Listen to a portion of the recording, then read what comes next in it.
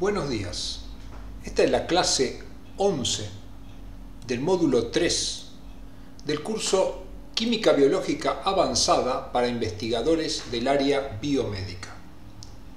Este es un curso organizado por el Departamento de Docencia del Laboratorio de Biología Ósea de la Facultad de Ciencias Médicas de Rosario. Y hoy trabajaremos sobre el tema nucleótidos y ácidos nucleicos. Como ya hemos visto en clases anteriores, las proteínas son biomoléculas de los organismos vivos, caracterizadas por estructuras que pueden ser fibrosas o globulares, que en general crean una estructura tridimensional. Estas proteínas, representadas esquemáticamente acá por una línea con diferentes recovecos y vueltas, vista a nivel molecular, no es otra cosa que una secuencia de aminoácidos donde cada una de estas porciones representa un aminoácido, o también llamado residuo de aminoácido, que se une al aminoácido siguiente por lo que se conoce como unión peptídica, que involucra el grupo amino de un aminoácido y el grupo carboxilo de la otra. Las proteínas son una secuencia lineal de aminoácidos, como podemos representar acá esquemáticamente una serie de aminoácidos como la leucina, valina, alanina, etc. A esto se denomina estructura primaria. ¿Cómo se determina esta estructura primaria de una proteína? Es básicamente en base a lo que se conoce como información genética. Todos los organismos vivos contienen información para construir sus proteínas con una estructura primaria definida. Y esa información genética se encuentra almacenada en una de las macromoléculas de los organismos vivos conocido como ácidos nucleicos. Como ya hemos visto, los organismos vivos tienen básicamente 4 tipos de biomoléculas o macromoléculas. Los carbohidratos, con función básicamente energética, aunque pueden cumplir en algunos casos función estructural, los lípidos, con función energética y estructural, las proteínas, que pueden tener diversas funciones, y prácticamente todas las funciones que se cumplen en una célula, salvo la de almacenamiento de energía, es llevado a cabo por proteínas, y los ácidos nucleicos que nos ocupan en este momento. Los ácidos nucleicos básicamente lo podemos dividir en 2 tipos, los que se conocen como ácido desoxirribonucleico o ADN y los ácidos ribonucleicos o ARN. La función de los ácidos nucleicos fundamentalmente, como dijimos, es almacenar la información genética y producir esa transmisión a la descendencia, de manera de que la información para construir una proteína que tiene un organismo vivo puede pasársela a la descendencia. Esa información genética son las instrucciones para construir la estructura primaria de una proteína y condicionar de esta manera la función de cada una de las proteínas. Así definimos entonces a los ácidos nucleicos como biopolímeros de nucleótidos unidos entre sí por unión fosfodiéster. Los ácidos nucleicos, como vimos, participan en el almacenamiento, transmisión y expresión de la información genética, y la información genética, temo que veremos más adelante y anticipamos, es el conjunto de instrucciones para construir la estructura primaria de una proteína. La información para construir una proteína se halla en una porción de estas moléculas conocidas como ADN, y a esa porción la conocemos con el nombre de gen. Continuamos con la estructura ahora de los nucleótidos. Como dijimos, los ácidos nucleicos son biopolímeros de nucleótidos, o dicho de otra manera, los nucleótidos son los monómeros que forman los ácidos nucleicos. Entonces, los ácidos nucleicos son biopolímeros de nucleótidos unidos entre sí por unión fosfodiéster. Veamos en primer lugar qué son los nucleótidos y luego veremos la unión fosfodiéster. Los nucleótidos son biomoléculas que están formadas básicamente por 3 partes. Un hidrato de carbono de la familia de las pentosas, es decir, un carbohidrato que contiene 5 carbonos y contiene una función aldehído, por lo tanto son aldopentosas. Otro de los componentes son las bases nitrogenadas, estructuras con capacidad de captar protones y que contienen obviamente nitrógeno, de ahí su nombre. Y luego los nucleótidos contienen fosfato, que puede ser la cantidad variable entre 1 y 3. Comencemos a describir los hidratos de carbono que forman los nucleótidos. Básicamente tenemos dos carbohidratos. Los dos pertenecen a la familia de las pentosas y los dos son aldosas por tener grupo aldehído. El primero que vamos a describir es la desoxirribosa. La desoxirribosa, como vemos acá, este es el carbono 1, este es el 2, el 3, el 4 y el 5. De ahí el nombre, que es una pentosa. Y lleva el nombre de desoxirribosa porque en la posición 2 no tiene oxígeno. Recordemos las posiciones, que se enumeran con una prima, 1', 2', para distinguirlo de la numeración de las bases nitrogenadas que no llevan prima. La ribosa es exactamente igual que la desoxirribosa, pero en la posición 2', como podemos ver, tiene un oxidrilo y no solo hidrógeno como tenía la desoxirribosa. Este es el carbono 1', al igual que en la desoxirribosa, y este es el 5'. Importante que vayamos distinguiendo básicamente el 1', el 5' y este que sería el 3', que son de extrema importancia en la estructura de los ácidos nucleicos. Pasemos ahora a las bases nitrogenadas.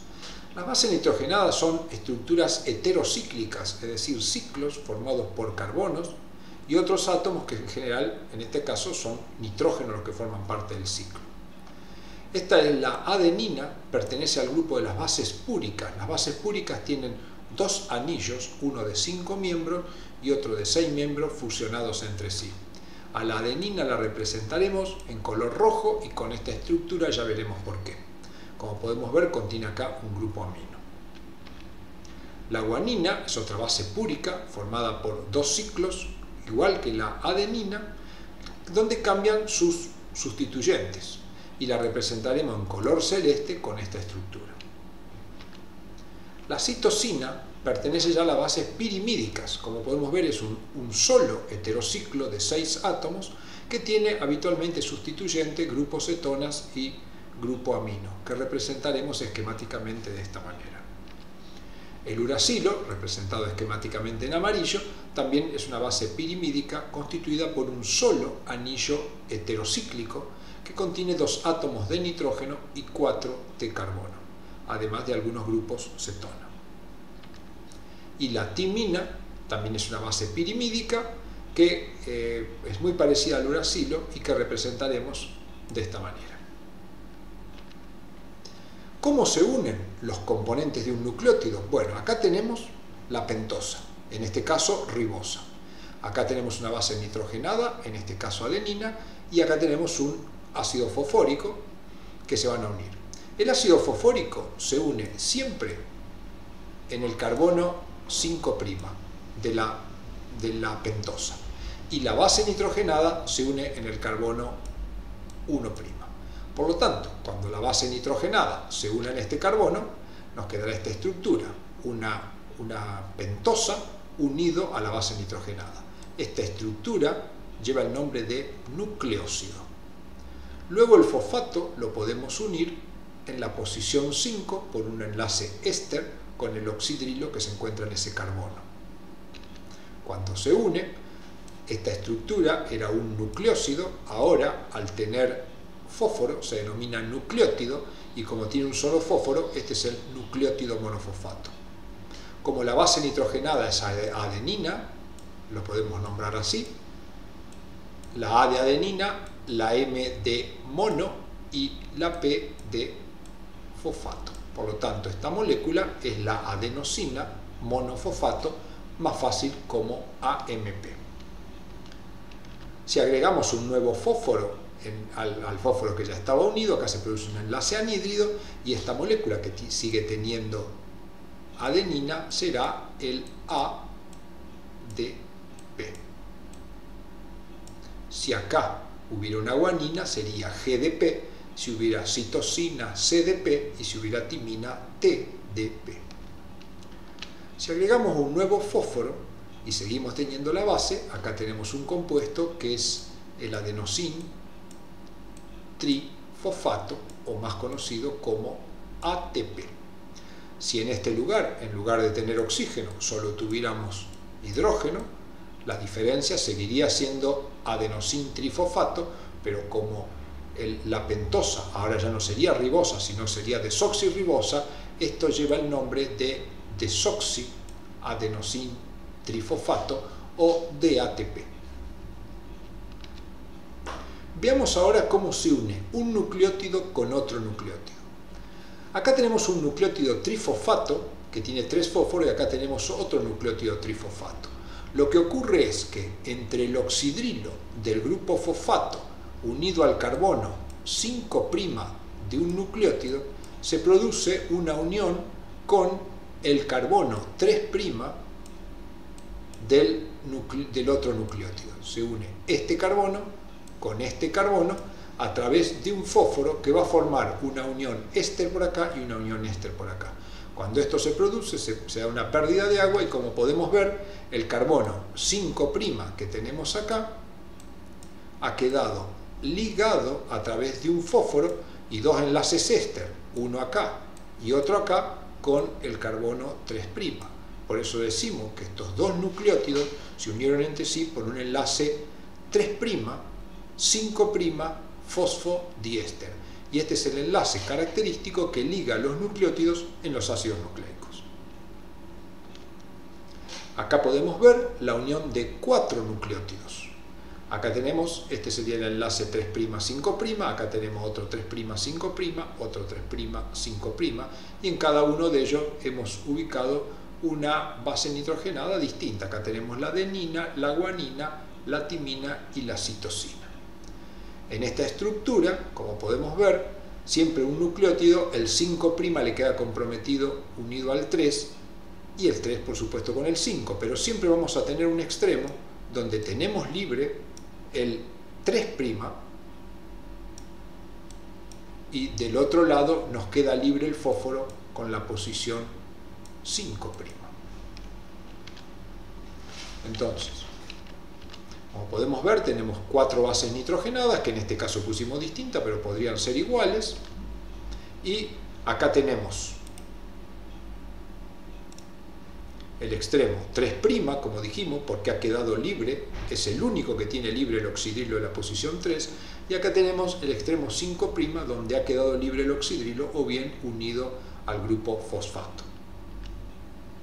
A esta secuencia habitualmente se la nombra convencionalmente contando desde el 5' hacia el 3'. Por lo tanto, esta secuencia sería CTAG, por C por citosina, T de timina, adenina y guanina. Esta misma secuencia que tenemos dibujada la vamos a ir simplificando para progresar en nuestro tema. Cada base nitrogenada, en lugar de dibujarlo con todos los, cada pentosa, en lugar de dibujarlo con todos los detalles, vamos a dibujar como un pentágono. Los grupos fosfato van a ser una P con un círculo y las bases nitrogenadas vamos a tener la citosina representada de diferentes colores y con diferentes formatos. Entonces esta sería nuestra estructura. En este caso sería un tetranucleótido y acá tendríamos el extremo 3' y acá arriba tenemos el extremo 5', como ya hemos visto.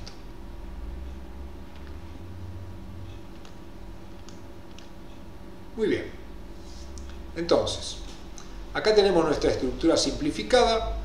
Esto representa un enlace 3', 3', 5', 3', 5', el extremo 3', el extremo 5' y las bases nitrogenadas.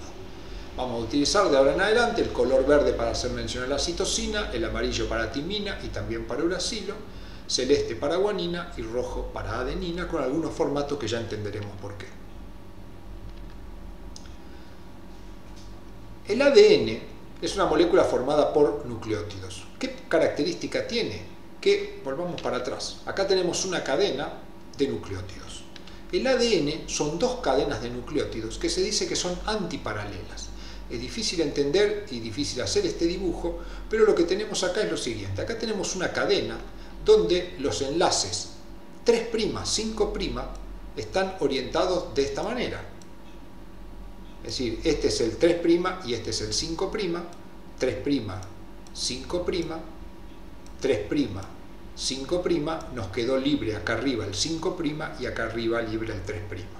Si vamos a la hebra complementaria, el enlace 3', 5 queda de esta manera. Acá tenemos el 3', 5 y acá tenemos el 3', 5, quedando libre el 3' acá arriba y el 5' acá abajo. Esta estructura así representada decimos que es una doble cadena o una doble hebra. ¿Por qué? Porque tenemos una hebra acá de pentosas y ácido fosfórico y otra hebra acá. También se dice que es complementaria. ¿Por qué? Porque cuando en un nucleótido tengo citosina, forzosamente en el nucleótido de enfrente voy a tener guanina que encajan perfectamente uno del otro. Contrariamente, si en un nucleótido yo tuviera timina, el que voy a tener en la pentosa que se encuentra enfrente será la adenina. Como podemos ver, la citosina y la guanina encajan por 3 enlaces, mientras que la adenina y la timina encajan por 2, por supuesto dibujados esquemáticamente. Nunca podría encajar una adenina con una guanina ni una timina con una citosina. Por lo tanto, a esta característica de que siempre que haya guanina va a haber citosina y siempre que haya adenina va a haber timina, se la denomina complementaria. Así decimos que una molécula de ADN es una doble cadena complementaria y antiparalela, porque mientras una tiene el extremo 3', 5 y el 5' en esta posición, la otra tiene el 3 y el 5 en sentido contrario. Acá hemos representado esta estructura de una manera simplificada. La hebra de la izquierda quedó representado acá. Este sería el extremo 5' y la hebra tendría CTGA, que son las bases nitrogenadas. La hebra complementaria va a correr de 3 a 5 y las bases que va a tener va a ser GACT, que son los complementarios a las bases que estamos trabajando. Acá vemos por qué se da la complementariedad entre adenina y timina. Acá tenemos una adenina y acá tenemos una timina. Son capaces de establecer un puente de hidrógeno entre el grupo amino y el oxígeno y entre este grupo amino y el nitrógeno. Y nada más que 2 puentes de hidrógeno, que representamos esquemáticamente de esta manera. Contrariamente, la guanina y la citosina pueden establecer 3 puentes de hidrógeno, como podemos ver acá, y que representamos esquemáticamente de esta manera. Así, cuando simplificamos aún más la molécula de ADN, esto sería una molécula de ADN donde representamos únicamente las bases nitrogenadas y vemos siempre que una base verde se complementa con una base celeste y una roja con una amarilla y nunca existe otra posibilidad. Utilizaremos en adelante dibujos mucho más simplificados de esta manera, donde sabemos que cada uno de estos colores está representando una base. Por supuesto, acá no están representadas las ribosas ni los fosfatos que sabemos que existen. Llamamos par de base a 2 bases complementarias, donde una se encuentra en una cadena y la otra en la otra cadena. Y llamamos codón o triplete a 3 bases consecutivas que se encuentran sobre una de las cadenas de la molécula de ADN o de cualquier otro tipo de ácido nucleico. Como veremos a continuación, entonces una molécula de ADN para nosotros será esto. Cuando veamos amarillo, rojo, verde, estamos viendo diferentes bases nitrogenadas. Acá tenemos la representación del ADN, 5'3", 3'5", antiparalelo, doble hebra. Como anticipamos, la información dentro de esta molécula está en información para formar proteínas y esa información está almacenada en porciones que llamamos gen. El gen es una porción de esa molécula. El gen también tiene cerca de esa porción una porción que ya veremos que se denomina promotor y dentro del promotor una serie de estructuras conocidas como caja. En este punto es donde empieza la información para sintetizar una proteína y de ahí, si vamos mirando esta hebra del 5', si vamos desde el 5' hacia el 3', hablamos de corriente abajo, mientras que si vamos del 5' hacia el otro lado, si vamos del 3' en sentido 5', se llama corriente arriba. Y eso lo tendremos en cuenta cuando veamos los procesos metabólicos que sufre el ADN.